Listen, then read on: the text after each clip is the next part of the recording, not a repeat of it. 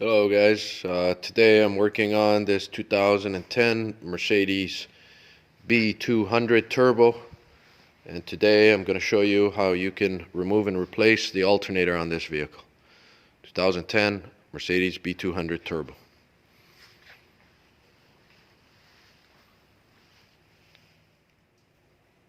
Alright, so before we start, I'm just going to show you what the alternator looks like, uh,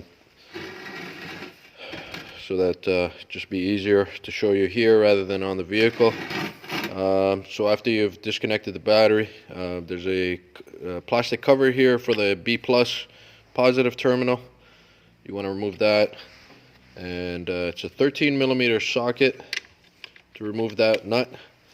And also there's a plug right there, and this plug, first thing you want to do is lift this tab up. Once it's up, then you can press the plug and remove it. Alright, so before you disconnect the battery, if you have one of these tools, it's called a power saver tool. Just want to go ahead and connect it to your diagnostic port there. And I got this running to a 12 volt source. And once it's plugged in, you can turn that on. And now you got the computer with constant power. That way the memory doesn't get reset. And if you're not sure where the battery is on this vehicle, believe it or not, it's right below the passenger seat, the feet of the passenger here. And there's a plastic cover that covers it right there. And next thing you want to do is go ahead and disconnect the negative terminal, which is over here.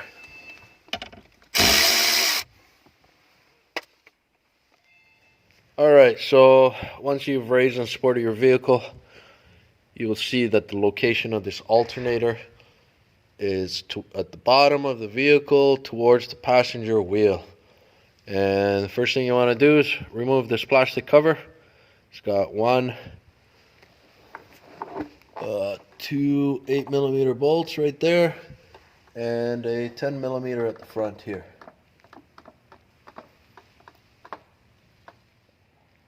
So with that plastic cover out of the way, you now have a little bit of access to the alternator. I just don't understand why whoever designed or engineered this vehicle would put an alternator right at the bottom of the vehicle. You can only imagine the amount of water and salt and dirt and debris that could go into this alternator. Makes you wonder why it failed to begin with, and question whether this is designed to fail. I've worked on a lot of vehicles in my past, but this one takes the cake for alternator location, that's for sure. Alright, so next, with what you want to do is remove the belt. So you'll need a belt removal tool. There's a pulley right there, that's the tensioner pulley.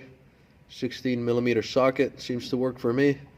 And you want to turn this in the upward direction until the belt loosens up, and then you want to remove the belt.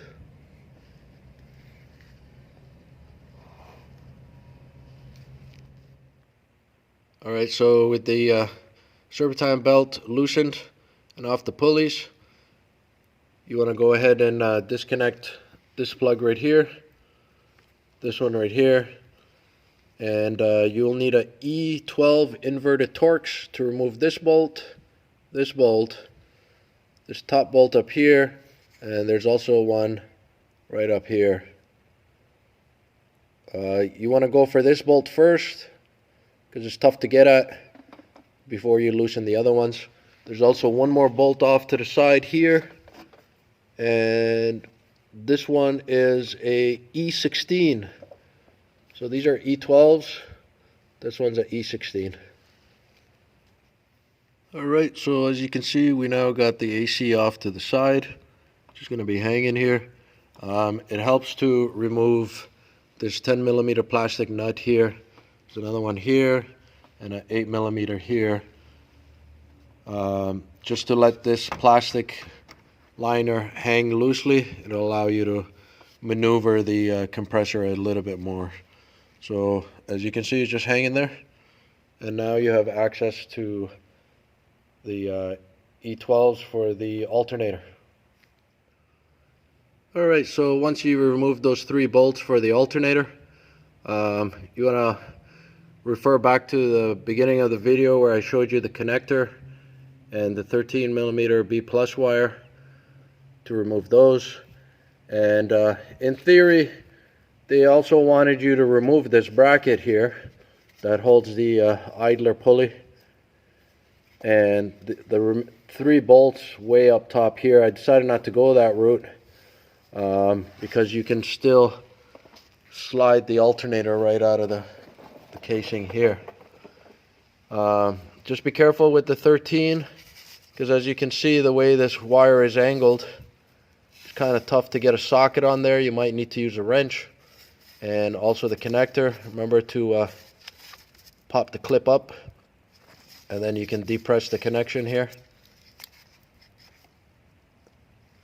And once you got those out, you can slide the alternator right through here. Okay, and installation is just in the reverse order. Just make sure you put the B plus wire first, then the connector, then you can push up your alternator, line up the bolts, and just put everything back in the reverse order.